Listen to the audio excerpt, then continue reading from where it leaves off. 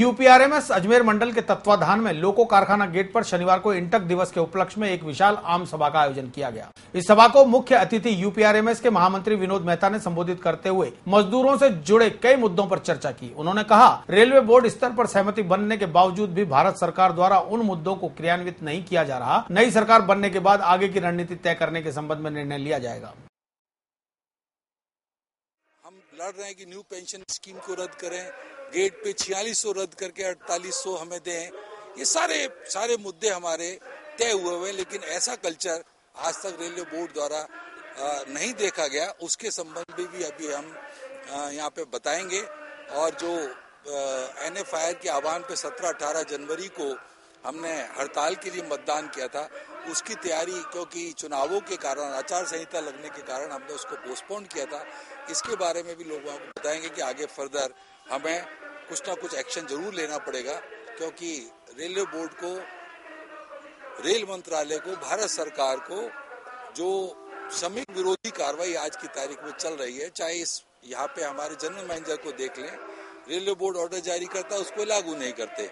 हर category के अंदर 50% पोस्टें हमारे पास अवेलेबल हैं, जबकि बोर्ड ने सारा जांच के पूरी कमेटियों की रिपोर्ट के बाद यहाँ पे दिया।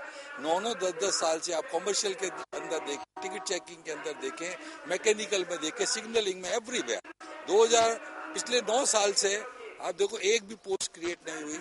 और कम से कम 60% गाड़ियां और नई चल गई, दुगने से भी ज्यादा गाड़ियां नई चल गई। पहले 40% ही चलती थी, आज जो 100% यदि हम लोग।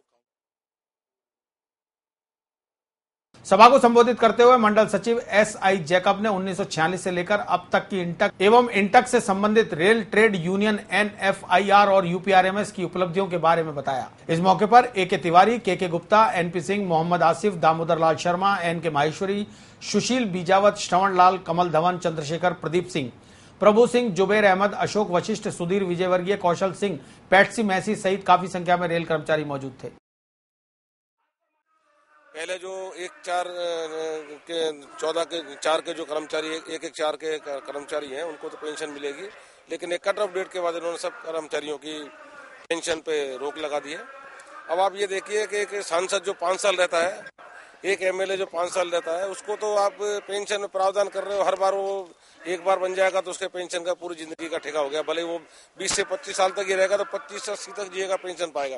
लेकिन एक कर्मचारी 60 के बाद में 80 तक जिएगा, 85 तक जिएगा, उसको 20 साल में पेंशन देने में इनको तकलीफ हो रही है। वो वहाँ हाथ उठाकर पेंशन का, सांसदों का, MLA का हाथ उठा के भत्ते और पेंशन सब तय किए जाते हैं। कर्मचारियों को इतना लड़ने के बाद भी उनकी मांगों पर विचार नहीं किया जा रहा। ये विस्फोटक स्थिति बन रही है और कर्मचारी दुखी हैं इससे। और हमने जो 17-18 जनवरी को हड़ताल के लिए मतदान कराया था, वो इसी का परिणाम था कि 90 से ऊपर जो कर्मचारियों ने हाँ के उसमें मत किया, हड़ताल के हाँ में मत किया।